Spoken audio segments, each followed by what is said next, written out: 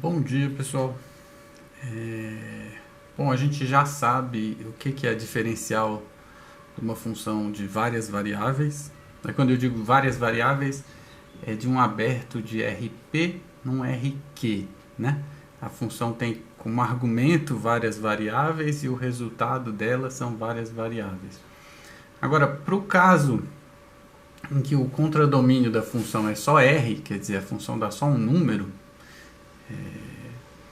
a gente tem um caso particular e nesse caso particular tem uma coisa chamada gradiente, que é o assunto de hoje, né? A gente viu o seguinte, até agora a gente sabe que uma função f de Rn em R, eu coloquei Rn, mas é um aberto de Rn, né? Então, você tem uma função definida num aberto de Rn que dá um número. Essa função, se ela tiver uma diferencial, essa diferencial é uma transformação linear e essa transformação linear tem uma representação matricial, né? No caso, para qualquer uma delas, a representação matricial é, em cada coluna da matriz, a derivada com respeito a jésima variável, né? Então, se fosse em R3, a derivada com respeito a x, a derivada com respeito a y, a derivada com respeito a z. Se fosse em R2, a derivada com respeito a x, a derivada com respeito a y. Tá? Se fosse em R20, a derivada com respeito à primeira variável, segunda variável, terceira variável, quarta, quinta, sexta, vigésima variável. E essa é sempre a representação matricial da derivada de uma função diferenciável. Essa é a matriz jacobiana, né? Agora, quando o contradomínio é R, essa transformação linear ela também vai em R, quer dizer, essas colunas, na verdade, aqui, elas todas são um número, não são um vetor, né? Essa matriz, ela é uma matriz linha. É uma matriz linha. Quando a gente aplica ela num vetor V para calcular a derivada na direção do vetor V, o que a gente está fazendo no final das contas derivada na direção do vetor V vai ser o vetor V aplicado na transformação linear, e aí ele fica assim, V1 vezes a primeira entrada aqui, quer dizer, V1 vezes esse cara, mais V2 vezes o próximo cara, até Vn vezes o último cara. Então a derivada direcional tem essa cara aí, né? V1 vezes a derivada na direção a derivada na direção do E1, que é a derivada parcial com respeito à primeira variável, né? Que é a derivada com respeito a x, se você tiver em R2, R3, chamando de x, y e z. Mas fica assim, esse número vezes esse número, mais o próximo número vezes outro número, mais o próximo número, que são as entradas dessa matriz e os números que tem aqui nessa matriz, que são esses carinhas aqui, né? E aqui você está vendo, claro, um produto interno, né? No fundo, o que você está fazendo é o seguinte: se eu chamar o vetor que tem essas entradas aqui, ó, a gente vai chamar de gradiente, é o gradiente de f no ponto A.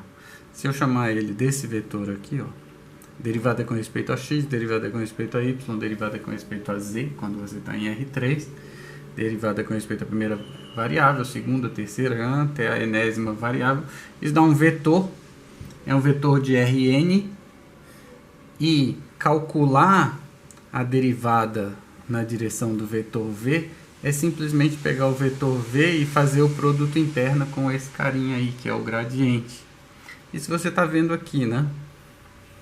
Pela cara da derivada direcional. É o produto interno de V1, V2, V2, Vn, que é o vetor V, com o vetor derivada na direção x, derivada na direção y, derivada na direção z, que é o gradiente.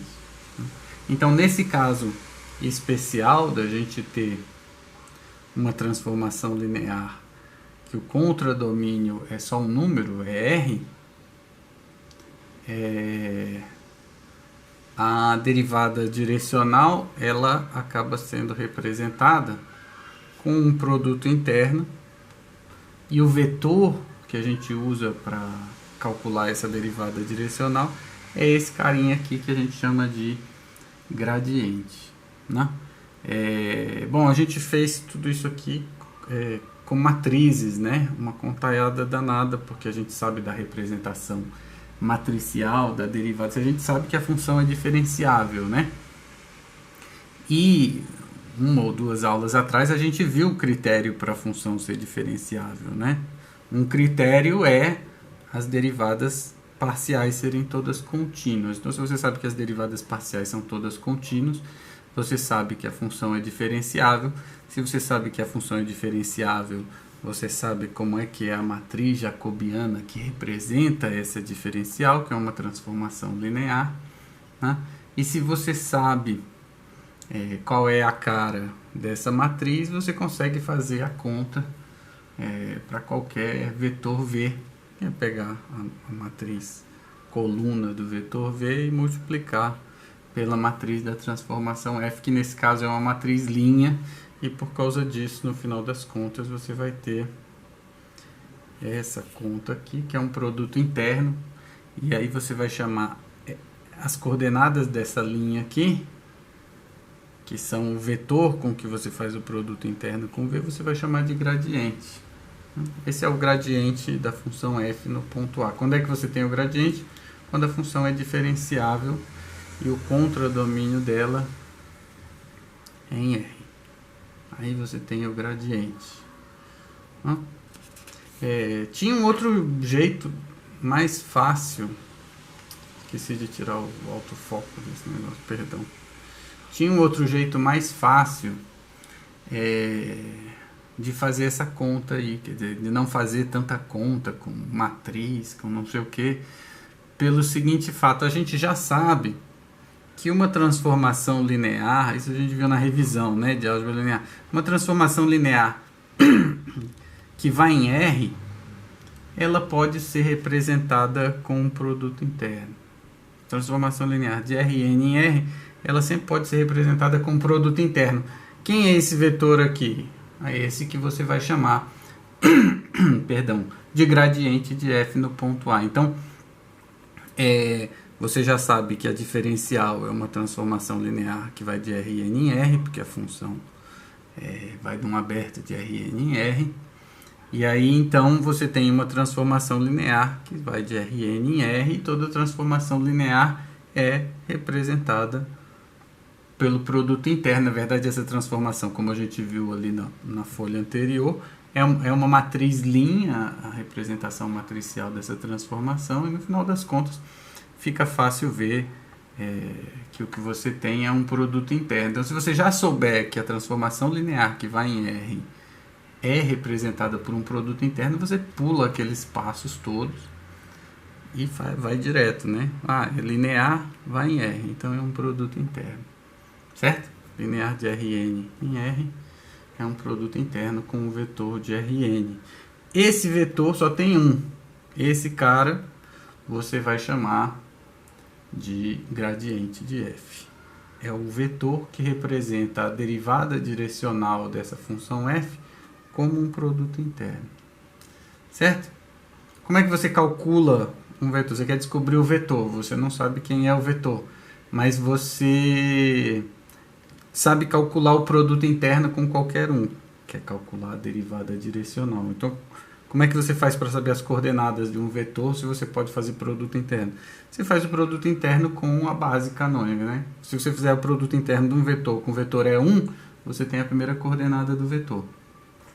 Nesse caso aqui, o produto interno com o vetor E1 é a derivada na direção E1, né? Então, no fundo, vai ser realmente a mesma coisa que entra aqui nessa matriz linha, né? Esses mesmos números, eles compõem esse vetor aqui, que é o gradiente, que é o vetor que representa essa transformação linear derivada como um produto interno. Calcular a derivada na direção do vetor V é a mesma coisa que pegar o vetor V e fazer o produto interno com esse vetor aí. Essa vai ser a nossa definição de gradiente. É esse vetor que tem essa propriedade. Calcular a derivada direcional é a mesma coisa que fazer o produto interno.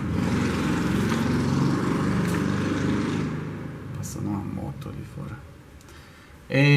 Bom, para você que não gosta de pessoas ficarem falando em primeira variável, segunda variável, primeira coordenada, derivada na direção é 1, você gosta de x, y, z, tá aqui com x, y, z, você tem uma função que sai de um aberto de R3 e vai para R, essa função é um f de x, y, z, nessa ordem, porque você gosta primeiro o x, depois o y, depois o z.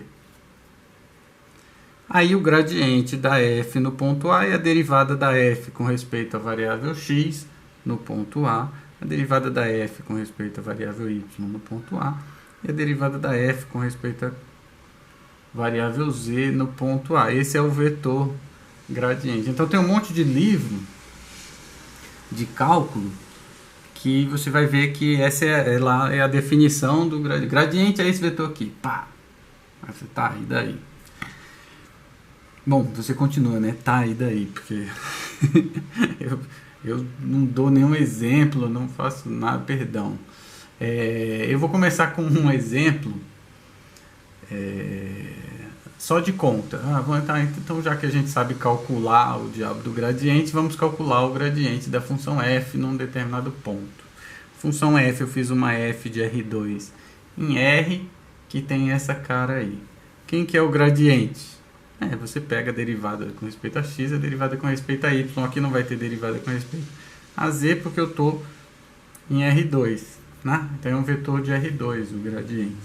Você pega essa função aqui, deriva com respeito a x, põe a derivada aqui. Deriva com respeito a y, põe a derivada aqui. Esse é o gradiente. Qual que é o gradiente da função f no ponto 2, 3? Aí você substitui x igual a 2, y igual a 3 e faz a conta. Aí você vai querer ouvir eu dizendo, é 9 e 12. Para que servem esses números, né? Para nada. Não sei porque vocês gostam tanto de número. Bom, de qualquer forma, a gente falou um monte de coisa de gradiente e não deu nenhum significado assim muito geométrico, né?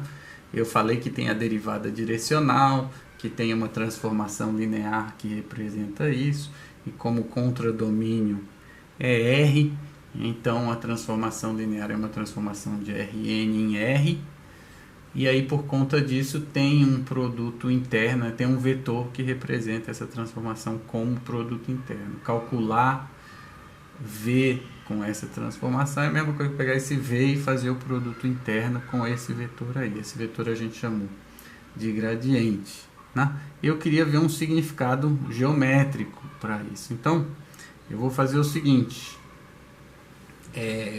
Eu vou pensar aqui numa função f que está definida num aberto de R2 e vai para R, porque é uma coisa que eu posso desenhar. Tá? O domínio de definição é aqui o plano XY, aqui embaixo. Certo? E o valor da função eu vou colocar aqui no eixo Z. Mas essa é uma função que pega dois números e leva num terceiro número, e aí a gente consegue desenhar um gráfico, porque o gráfico está em R3, né? Tem 3 coordenadas, certo? Então, dado um ponto aqui do domínio, do plano XY aqui embaixo, você tem o valor correspondente, que é a coordenada Z desse ponto aí do gráfico da função. O valor da função mesmo é só um número. Esse ponto aqui é um ponto do gráfico da função. São 3 números, a coordenada x, a coordenada y e a coordenada z é o f de xy. Certo? Bom, então eu tenho essa função definida num aberto U, que eu desenhei aqui uma região U, a função está definida aí dentro, e aí eu quero ver como é que é essa coisa do gradiente da função. Então eu vou pegar um vetor v qualquer aqui, eu queria calcular quanto que a função varia. A função varia aqui, ó, subindo e descendo. O valor da função é aqui e ela desce ou sobe ou fica parada. Isso é a variação da função, né?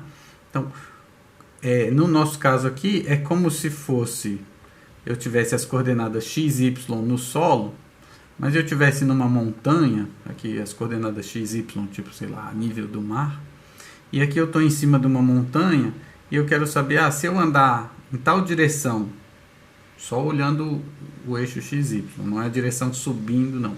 Se eu for nessa direção aqui, por exemplo, quanto que eu vou estar subindo? Essa é a pergunta, né?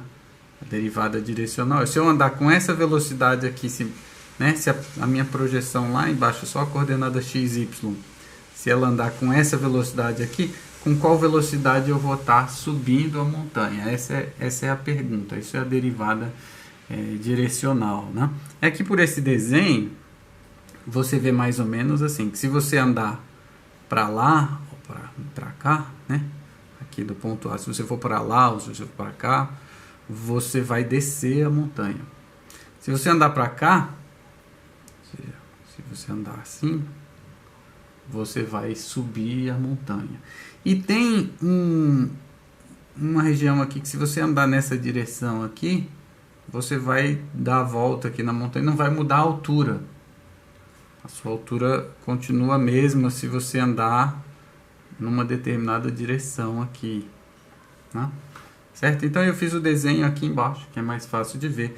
Se você andar nessa direção aqui, você não sobe nem desce a montanha. Isso é uma coisa só nesse ponto aqui, né? Porque quando você muda o ponto, isso aí tudo muda. Mas a princípio, andar na direção que não sobe nem desce, é andar nessa direção aqui. Se você andar nessa direção, você sobe. Se você andar para lá, você desce. Para lá, você desce. Para cá, você desce, né? E aí, você tem o seguinte. O que você sabe agora é que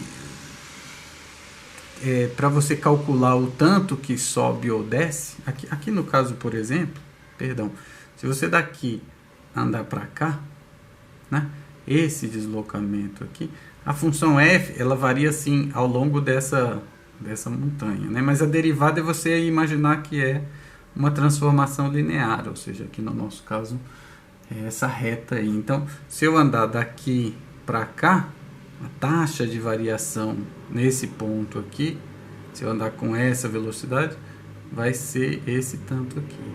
Eu vou estar subindo com essa velocidade. Então, se eu andar aqui no plano XY com essa velocidade, com qual velocidade eu vou estar subindo, né?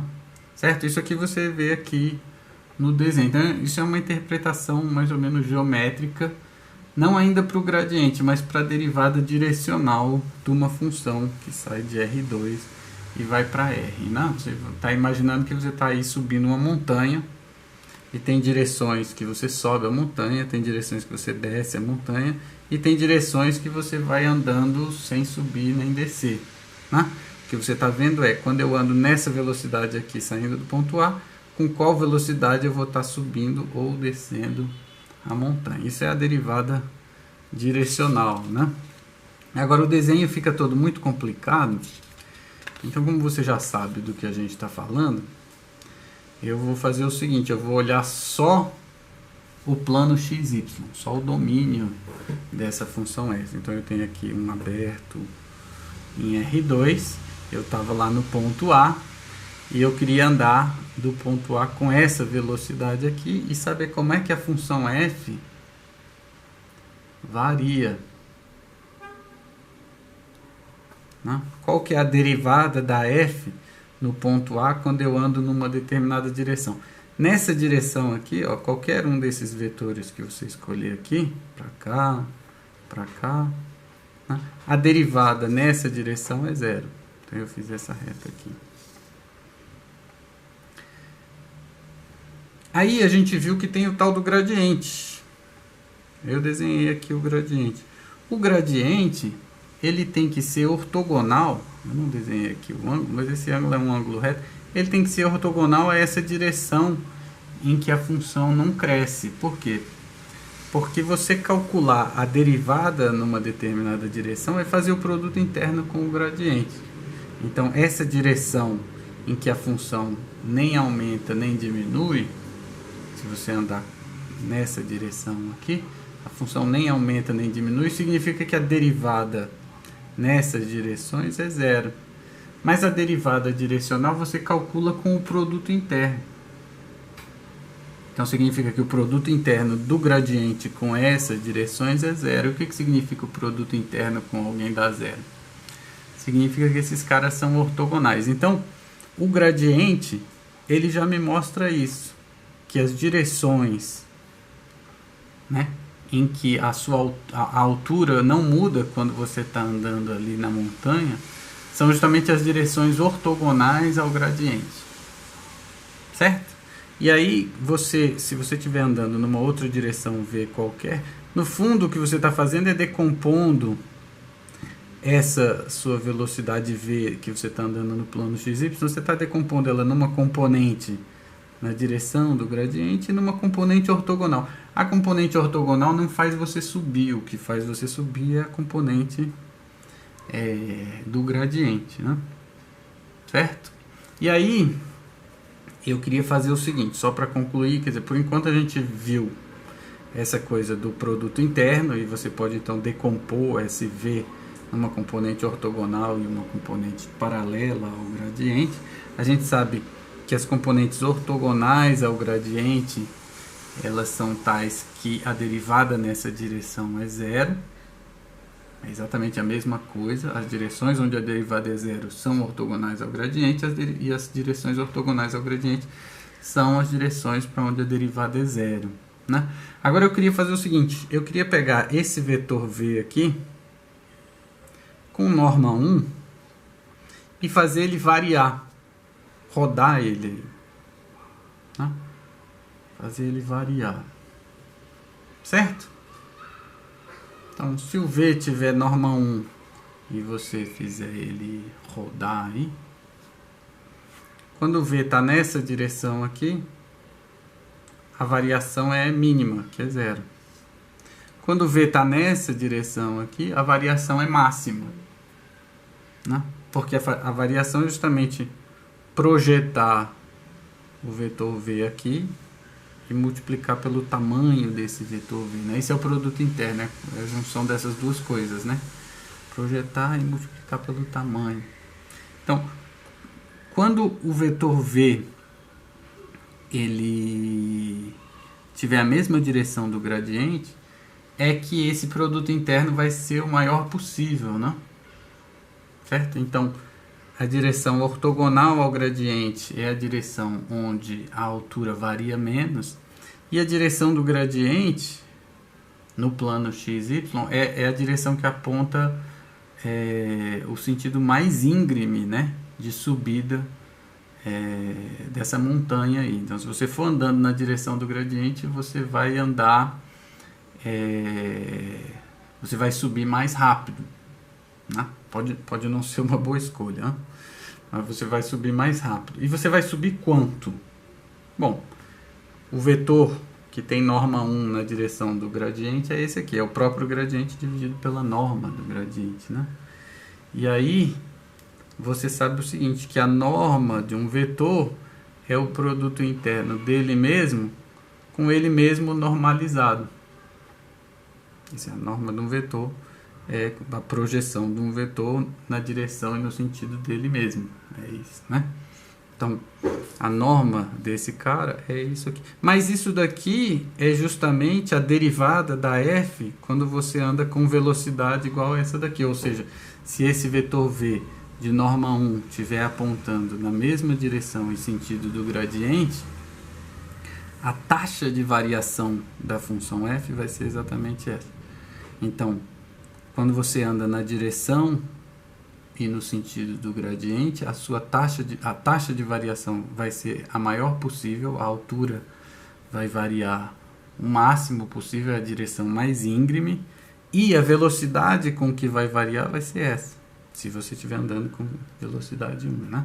Então, a velocidade com que a altura vai variar é essa. Então, isso é um significado geométrico para o gradiente. Ele tem a direção mais íngreme da subida, e o tamanho dele, a direção e o sentido, né? O sentido oposto é o sentido mais íngreme de descida, e o tamanho dele é justamente a taxa de variação da altura quando você anda com velocidade 1 nessa direção mais íngreme, né? Então, esse vetor tem esse significado geométrico. Tudo isso a gente tirou só de saber que o gradiente ele é o vetor que representa a diferencial como produto interno. Aí a gente chega a todas as conclusões geométricas sobre o gradiente partindo daí, certo? Então isso é o gradiente, essa é uma interpretação geométrica para o gradiente. Aí o negócio é o seguinte, já que a gente está falando aqui de funções de R2 em R, que são coisas que a gente pode desenhar o gráfico e ter uma coisa assim parecida com uma montanha, eu queria aproveitar e falar para vocês sobre uma coisa chamada de curva de nível. Curva de nível, você já viu em mapas, coisas assim, quando você tem, às vezes você tem um mapa, que seria aí o plano XY, e você quer representar um pouco a altura das montanhas, dessas coisas no mapa. E aí você enche o mapa de bolinhas assim para dizer lugares onde a altura é a mesma, né? Qual que é a ideia? Você pega a montanha, que é assim, você tem um plano XY aqui embaixo, para cada coordenada XY você tem uma altura, é assim que funciona o mapa. E aí você passa um plano, aqui eu chamei de Y, mas é Z. Z igual a uma constante. Esse plano Z igual a uma constante, você vai cortar essa montanha e vai formar esses desenhos aqui na interseção. Essas são as curvas de nível da montanha para esse nível. Se você pegar outro nível, vai ter outras bolinhas aí indicando quais são os lugares onde a montanha tem exatamente essa mesma altura que você escolheu para fazer o corte, né? Isso são as curvas de nível. E a gente já viu, então, nessa página anterior, que num ponto qualquer, se você escolher aqui o ponto X, você tem o gradiente, e o gradiente ele aponta para a direção onde a montanha é mais íngreme, subindo. Então assim, o gradiente aqui vai apontar para dentro aqui nesse ponto. Por exemplo, ele aponta para cá porque você sobe quando você anda para cá, né? Eu fiz esse outro desenho aqui para mostrar para você que esse vetor ele não precisa estar dentro do círculo, né? Ele aponta nessa direção para dentro, mas o tamanho dele tem a ver com quão íngreme é a subida. Então esse tamanho ele pode ser grandão se a subida for muito íngreme, né? E você sabe também que a direção tangente a essa curva ela tem que ser ortogonal ao gradiente. Por quê? Porque quando você anda, a gente vai ver isso ainda de maneira mais formal, mas quando você anda nessa direção tangente aqui, essa é a direção em que a curva, em que a montanha não muda a altura. Essa curva aqui é onde a altura é constante. Então, quando você anda nessa direção tangente, a altura não varia. Então, como a derivada direcional é o produto interno desse com esse, e é uma direção onde a altura não varia, então a derivada tem que ser zero, né? Isso significa que essa direção tem que ser ortogonal ao gradiente. Então, o gradiente, se você desenhar curvas de nível, o gradiente em cada ponto, ele vai ser ortogonal às curvas de nível e ele vai apontar... ele vai ser ortogonal às curvas de nível e o tamanho dele vai indicar quão íngreme é a subida aí dessa curva de nível. Certo? E por isso aqui cada um acho que tem que olhar as coisas e tentar fazer sua própria interpretação. Mas já que a gente está falando de gradiente, eu queria mostrar então para você um outro ponto de vista sobre o gradiente. A gente chama de campo gradiente, que é o seguinte: na verdade a gente viu que se você tem uma função f saindo de um Rn e indo para R, e essa função é diferenciável, a derivada pode ser representada pelo produto interno com um número, que é o gradiente, mas é a derivada num ponto. Então, na verdade, assim, para cada ponto do domínio você tem um gradiente diferente. Então eu posso ver o gradiente, não o gradiente de f no ponto A, mas o gradiente de f. O gradiente de f no ponto A é um vetor. Então, o gradiente de f é uma função que pega o ponto e me diz quem é esse vetor.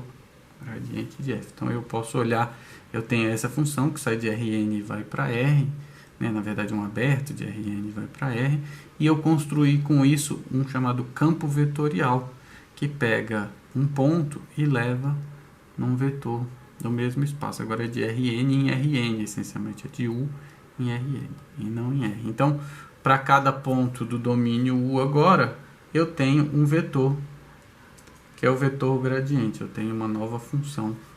Essa função é chamada de campo gradiente. É só o gradiente da função f.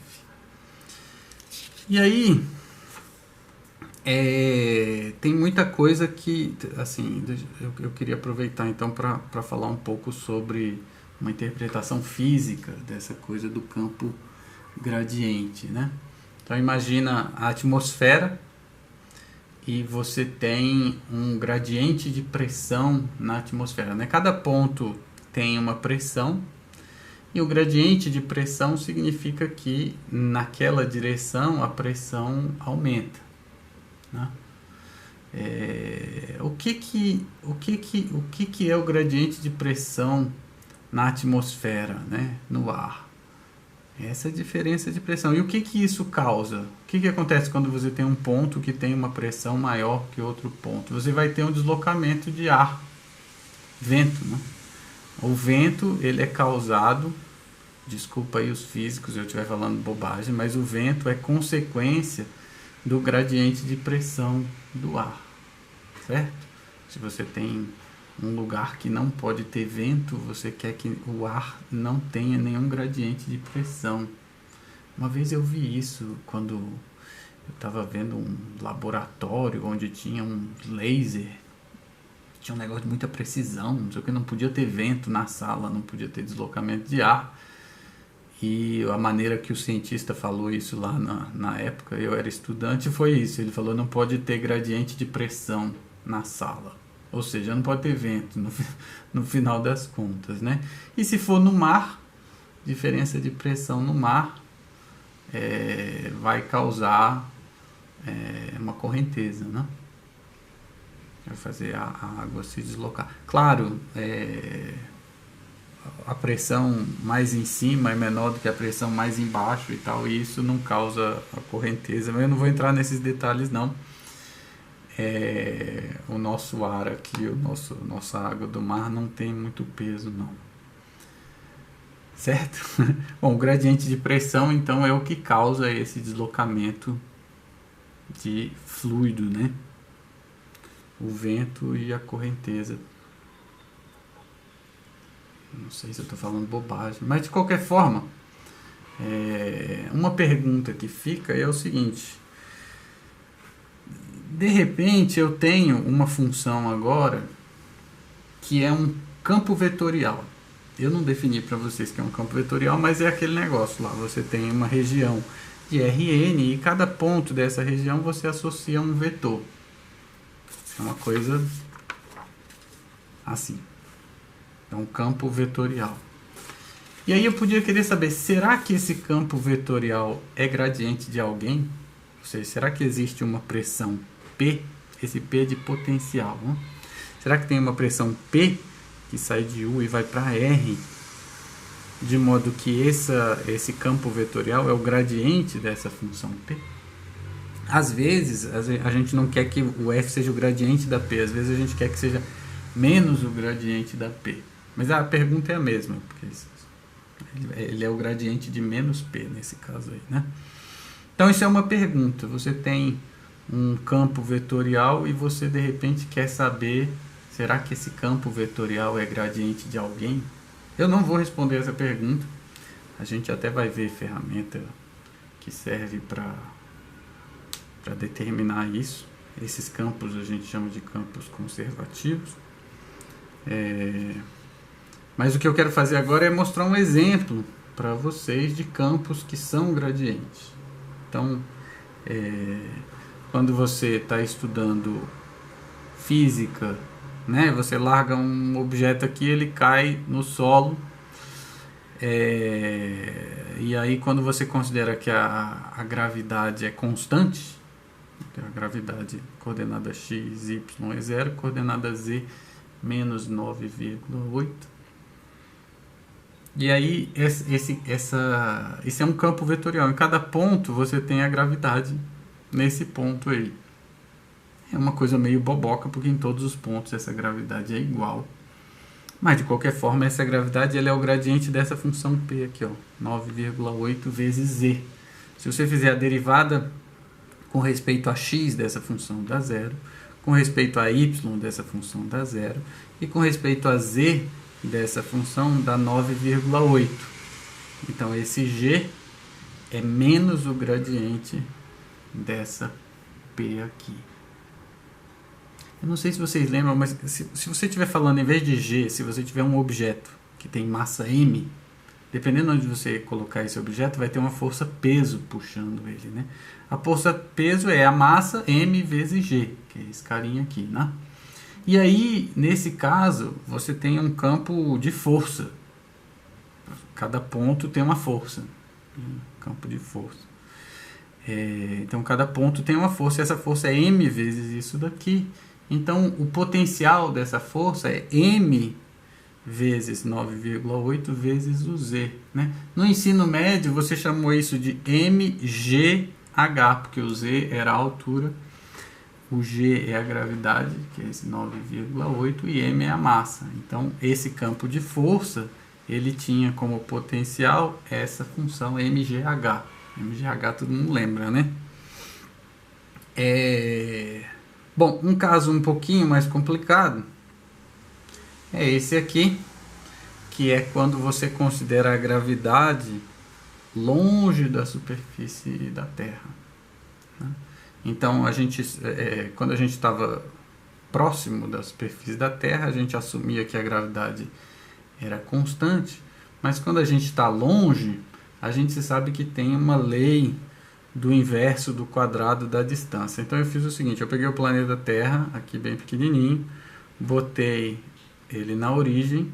É difícil eu pegar o planeta Terra e ir lá e botar ele na origem, né? Então eu fiz o seguinte, na verdade, eu peguei a origem e botei nele, certo?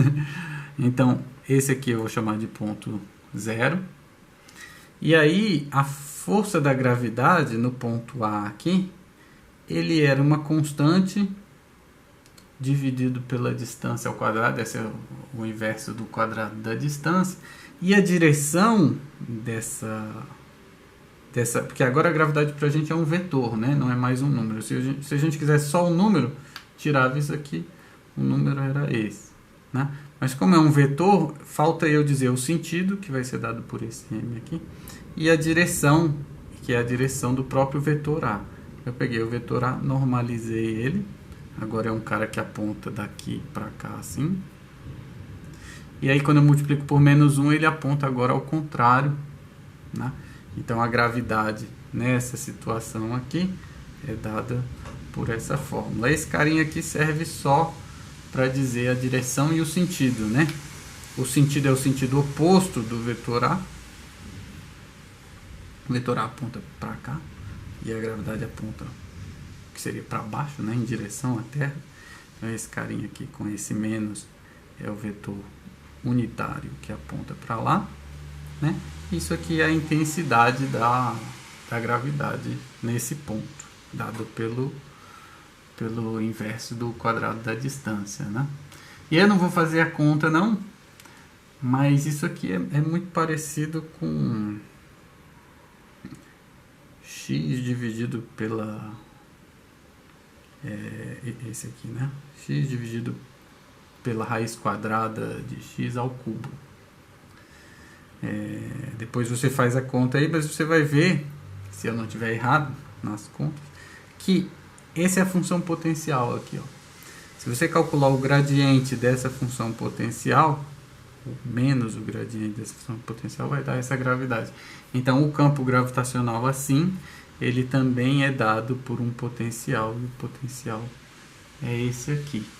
certo? Mais para frente a gente vai ver que é muito útil quando uma função é um campo vetorial é gradiente de alguém, certo? Aqui é um exemplo, fica como exercício fazer as contas aqui. Você vai pegar e vai derivar esse potencial com respeito a x, a y e a z e vai ter que chegar à conclusão que dá isso daqui, ou senão você vai nos comentários e escreve: professor, falou bobagem, tá errado isso aí, certo?